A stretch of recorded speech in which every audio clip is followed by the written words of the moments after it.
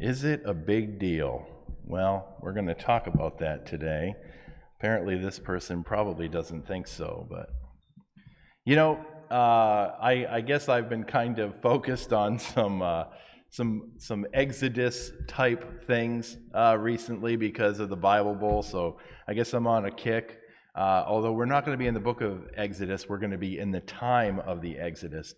Last week we touched on a lesson about peer pressure when Aaron created the golden calf because he was unwilling, right? He was unwilling to be a leader. He was unwilling to stand up for God and tell the people what was right because he was feeling pressure from the crowd. He was scared probably, and he didn't put up much resistance, as we remember. And then Moses said something to the effect of, "What did these people do to you that you would cause them to sin in this way?" Right? Like, you got them in so much trouble, what you did. So the end result of Aaron's poor leadership in the absence of Moses was that 3,000 people died because of their active disobedience against God. But a lot of that is due to Aaron's choices and not standing up for what was right. So this evening, we're going to shift from Aaron, or Aaron's mistake, to Moses, and look at a choice that he made that had some unfortunate results. The difference in this example is that while Aaron's infraction was very obvious and what you might call gratuitous, right? Moses's was kind of more subtle. It was something that we might think is much smaller of a deal. And we're going to look into why his choices were a problem and then how we can avoid making those same kinds of mistakes ourselves, okay? And for this lesson, we're going to look at Numbers 22 through 13. So it's a big passage, but we have to kind of look at the whole story in order to understand the context and what's happening here. So it says, "There was no water for the congregation, and they assembled themselves against Moses and Aaron. The people thus contended with Moses and spoke, saying, 'If only we had perished when our brothers perished before the Lord. Why then have you brought the Lord's assembly into this wilderness for us and our beasts to die here? Why have you made us come up from Egypt to bring us into this wretched place? Is it not a place of grain? It is not a place of grain, figs, vines, or pomegranates, nor is there water to drink.' Then Moses and Aaron came in the presence of the assembly to the doorway of the tent of meeting and fell on their faces. Then the glory of the Lord appeared to them. And the Lord spoke to Moses, saying, 'Take the rod, and you and your brother Aaron assemble the congregation, and speak to the rock before their eyes, that it may yield its water. You shall thus bring forth water for them out of the rock, and let the congregation and their beasts drink.'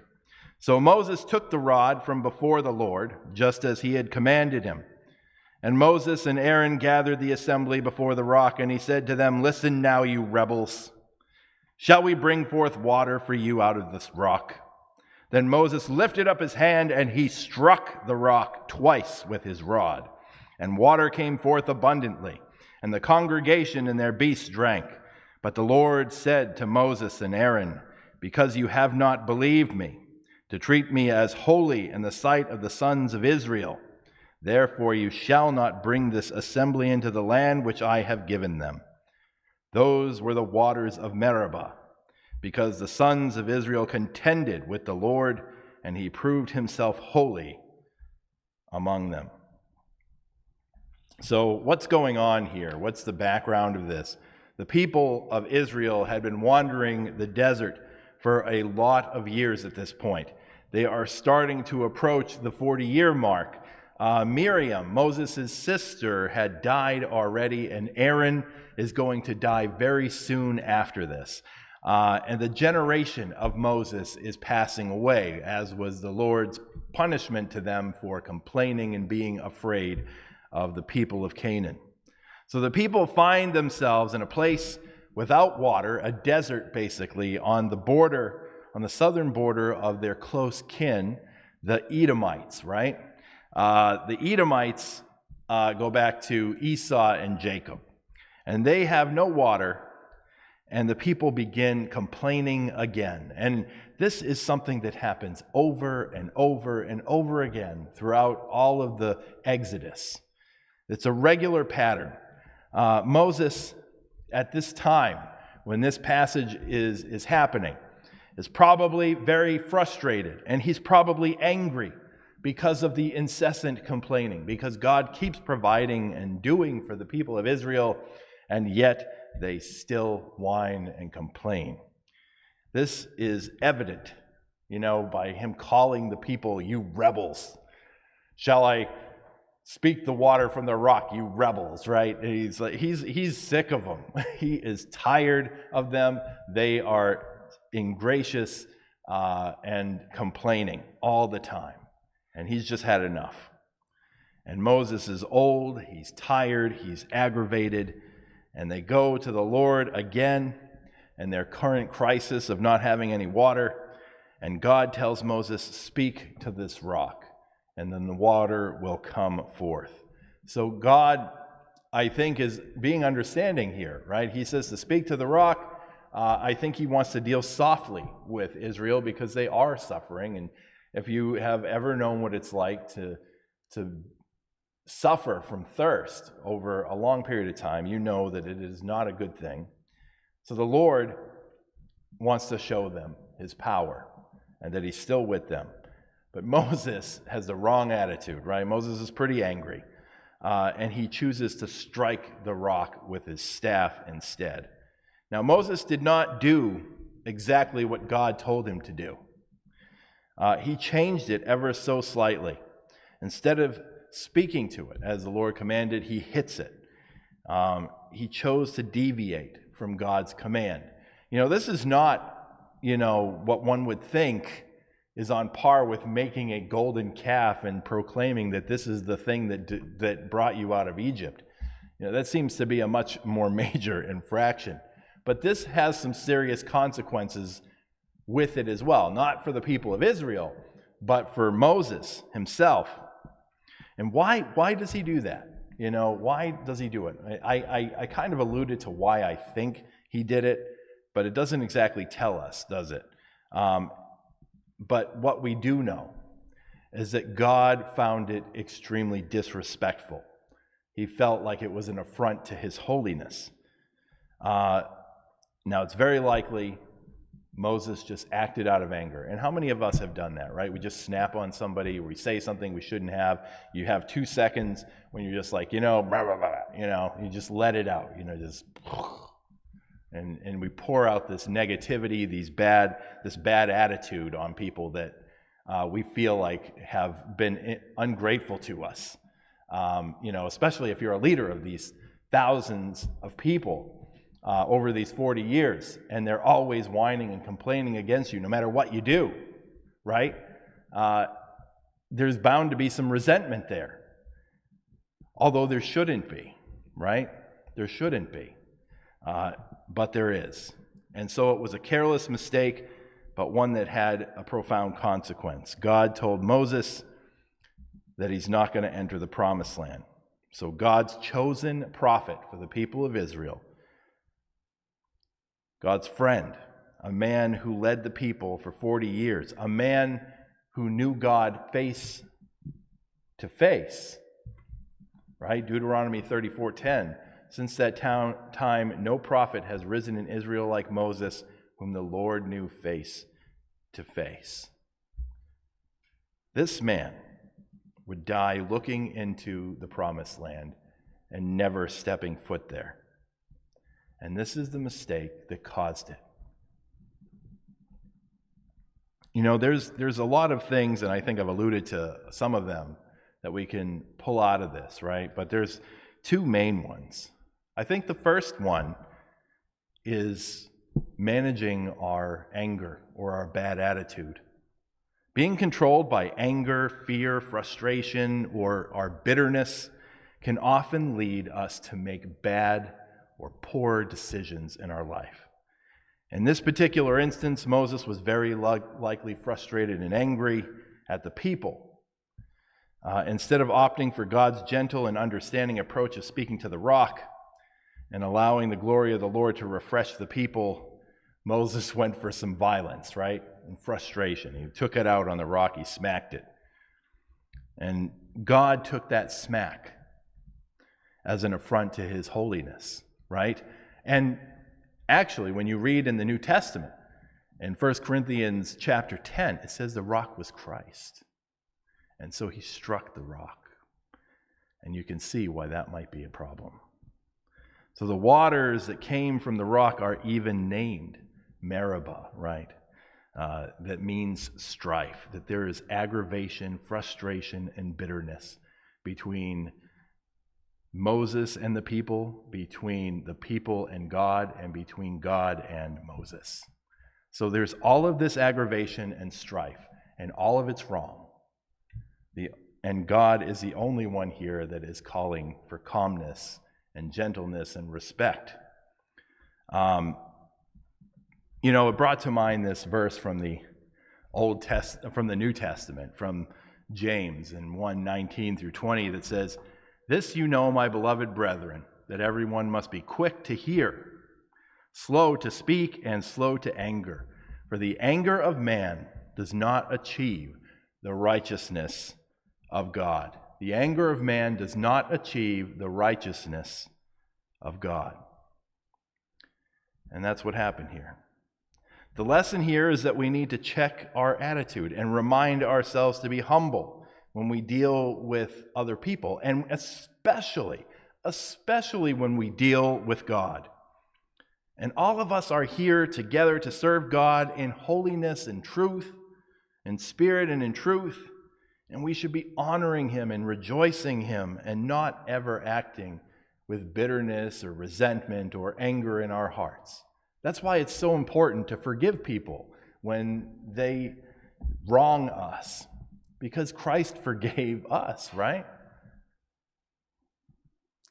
We have to get rid of that anger, and Moses needed to get rid of that anger that he had against the people, because it caused him to make a very bad mistake, a mistake that cost him going into the promised land and leading his people there, something that he had wanted to do for 40 years.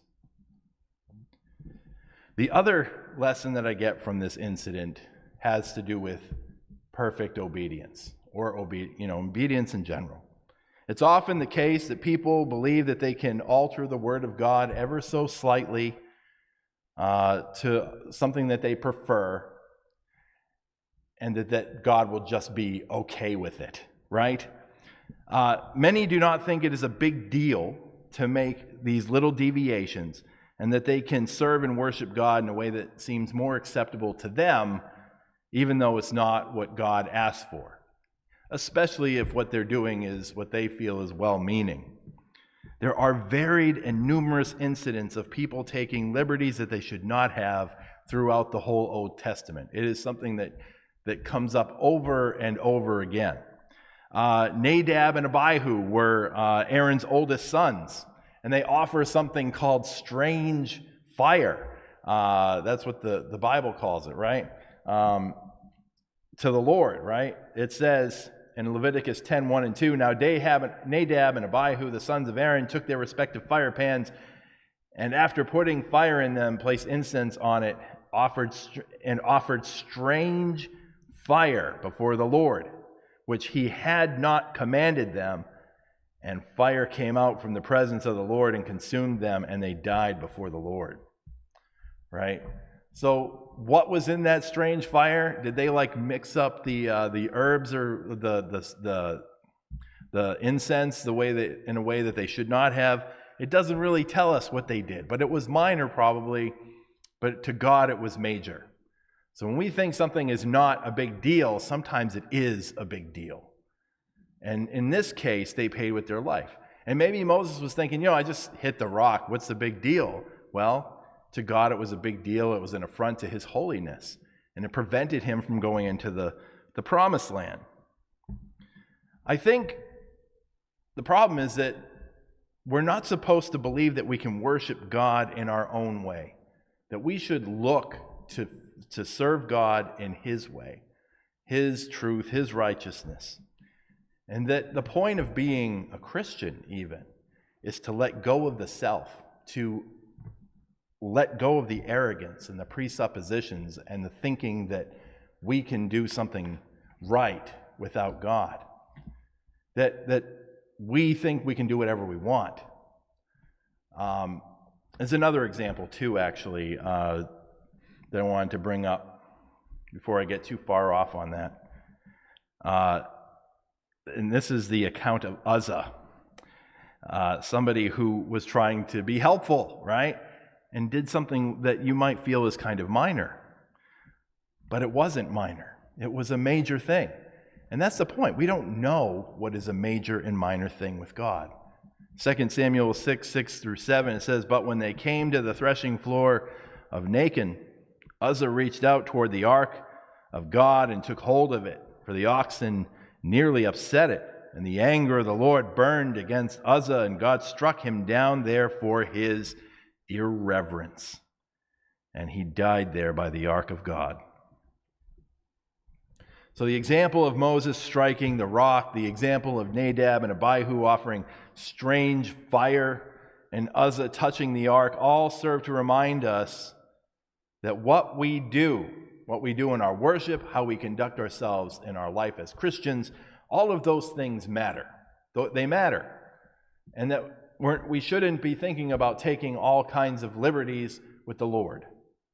We shouldn't think about doing things our own way. We should be trying and striving in every way possible to do it the way that God wants us to live our life according to God's will and direction. And how we serve God matters, because it's not for us. It's for Him. It's for God. We live for God, a holy and living sacrifice to the Lord. It's no longer I who live, but Christ who lives in me. What does that mean? That means we don't touch the ark. That means we don't change the recipe for the fire. It means that we don't smack the rock when He tells us to speak to it. It means maybe the way we conduct our worship in a lot of places, like, well, it's okay to have women leading the worship service. Is it? Why are we doing that? Is it for us or for God? What does the Bible command? Is it a minor thing? What about the use of instruments and music? Is it for us or is it for God? Those are just questions we need to ask ourselves when we think about these things. It's important to be accurate. It's important to put God first, to the best of our ability, to the greatest extent that we can and is possible for us to do.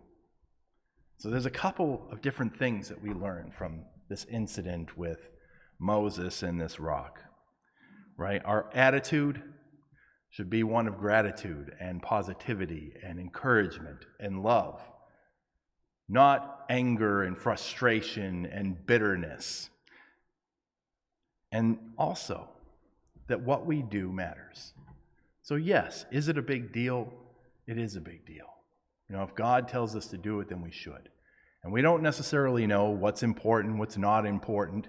There's no ranking system in the Bible other than the most important commandment in the law.